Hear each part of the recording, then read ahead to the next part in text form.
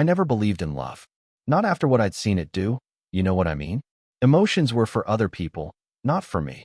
Women were distractions, feelings just made men weak, and I swore I'd never go down that road. I built my life like a fortress, alone, brick by brick. Every deal, every dollar, another layer of armor. But all it took was one night, one woman with stormy eyes and a backbone, tougher than half the men I've ever known, to wreck that fortress from the inside out. If you've ever believed love could sneak up on you when you least expect it, you might want to stick around for this, because I'm about to tell you how even the coldest heart can change overnight. And yeah, that happened to me. See, growing up, I thought feelings were a liability. My father, good man, loyal to a fault, lost everything when my mom left him for some hotshot with a bigger bank account. I'll never forget walking into our kitchen at 12 years old, seeing him sitting alone in the dark, just staring at the empty chair across the table. He was never the same after that, and neither was I. That night, something in me broke. I decided right then that I'd never let anyone or anything get close enough to do that to me. So I did what any kid with something to prove might do. I worked hard, poured every bit of pain into becoming untouchable. Business deals, investment after investment, 12-hour days, endless flights, boardrooms where nobody cared about anything but the bottom line. By 35, I owned more of the Manhattan skyline than I'd ever dreamed. Hotels, towers, penthouses so high above the city that sometimes it felt like the noise of real life couldn't touch me. People called me cold. Fine by me. I called it clarity. Love. Relationships. All that drama. It just complicates things. I let people think I was an ice king. I didn't care. My apartment was spotless, every glass in its place, everything silent. And I liked it that way. At least, that's what I told myself every night, standing by the window watching the lights flicker across the city, wondering how anyone still believed in love after all the letdowns and lies. Truth is, I'd been engaged once. She said she loved me. But when a richer man dangled a penthouse and power, she was gone before I even realized what happened. That was the last lesson I needed. From then on, people were just investments. Some paid off, most didn't. So I stopped letting anyone get close, avoided parties, skipped the forced smiles and fake laughs. My assistant once joked I'd marry the company. I just laughed it off. Who needs companionship when you have control? But no matter how tough you think you are, there comes a night when the silence in your life gets so loud you can't ignore it anymore. For me, it was a rainy Thursday. Some fancy gala for a charity I didn't care about. One of my board members begged me to go, said it'd look good for the press. So I put on the tux, did my duty, and swore I'd be out in an hour. Here's the twist. She wasn't there in a ball gown, wasn't mingling with the crowd, wasn't looking for attention. I spotted her working the floor, black uniform, carrying trays like it was second nature, moving through the chaos with a grace that made the room feel smaller somehow. She was a black woman.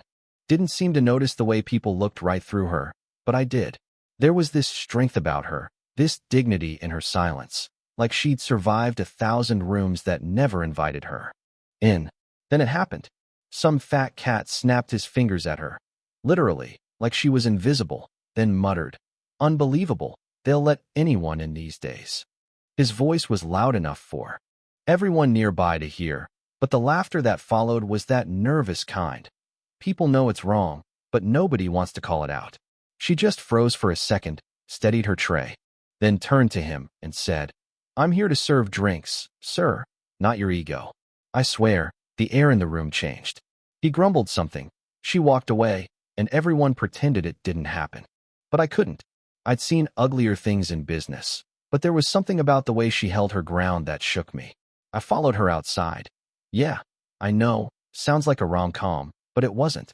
She was sitting alone near the service entrance, rain coming down, hands folded, not crying but clearly carrying the weight of 1,000 nights like this one. I tried to make some small talk. "You handled that well." She looked up, surprised. "I've handled worse," she said, soft but unbroken. I offered her my jacket. She refused. "You don't have to play hero." And for once, I didn't try to be. We just talked. 10, maybe 15 minutes. She told me her name was Alyssa. Divorced 2 years. Husband ran off for someone with less baggage. Worked 2 jobs. Still found time to read. There was nothing self-pitying about her, just honest, a little weary, but so real it hurt. When I offered her a ride home, she smiled. "You don't even know me," I said. "You'd be surprised how much." "I already do." I meant it. Something had shifted, though I told myself it was just a fluke, a tiny act of kindness I'd forget by morning. But I didn't. Couldn't shake her from my mind. The rain, her voice, the fire in her eyes, all of it replayed, over and over. The next day, I found myself driving through her neighborhood, no idea why. Not the kind of place I usually went. Rundown apartments, cracked sidewalks, nothing fancy, just life, raw and honest. She was outside, still in her work clothes, fiddling with her keys. When she spotted me, she just shook her head. "You really don't give up, do you?" For the first time in years, I smiled without faking it. "I don't know how," I said. I took her out for dinner. Not some ritzy place, just a diner with burnt coffee and real people. She asked me why I was really there. And for the first time, I told someone the truth I didn't know. Maybe I just wanted to talk to someone who saw past my money, who didn't care about my name. She laughed. "You sound lonely." I didn't argue. We talked about dreams, books, regrets, the hard stuff nobody ever says out loud. She confessed she once wanted to open a bookstore, a tiny one, full of used books and lost stories. But life got in the way. When I dropped her off, she looked at me, really looked at me, and said, "You don't have to fix me." I told her, "Maybe I just want to understand you." She smiled for real then, the kind of smile that makes you feel seen. And right there, in the rain, I realized my rules were gone, my fortress crumbling fast. I wish I could say it was all smooth from there, but it wasn't. Old habits die hard. I tried to help from a distance, paid a utility bill here, tipped off a friend about her bookstore dream. She found out, of course, and was furious. "You can't buy trust, respect, or love," she told me. "I don't need your charity." That hit me harder than any business loss ever could. For the first time, I realized you can't solve people. You can only show up, honestly, and hope that's enough. Our next few months were messy. Sometimes she ignored me. Sometimes she let me in. Every time I tried to hide behind money or control, she called me out. Made me question everything I thought I knew. She wanted presence, not protection. She wanted respect, not rescue. And every time I let down my guard, just a little, I saw a future that was bigger than the sum of my walls. There was a night. I still see it clear as day. I stood across from her bookstore in the rain, just watching her lock up. She was tired, but she straightened her back, chin up, every inch the fighter I'd come to admire. I realized my entire life had been built on avoiding pain, on staying invulnerable. But strength? Turns out, it's about showing up even when you're scared, about being real even when it hurts. When I finally walked into her store, I left the empire at the door. No bravado, no grand gestures. We just talked about life, scars, hope, and the stuff we keep hidden from the world. I confessed about the anonymous help, told her I was just trying to learn how to feel again. She laughed, really. Laughed this time. Not mocking, just honest. That was it. The shift. She didn't need saving. I did. I needed to learn how to love without strings, to give without expecting, to finally let someone in all the way. And she showed me it was possible, even after all the hurt. So yeah, love found me when I least expected it. Not with fireworks, but with rain, with quiet conversations. With the kind of honesty that makes you believe in second chances. I'm not the same man who started this story. I'm still ambitious, still relentless.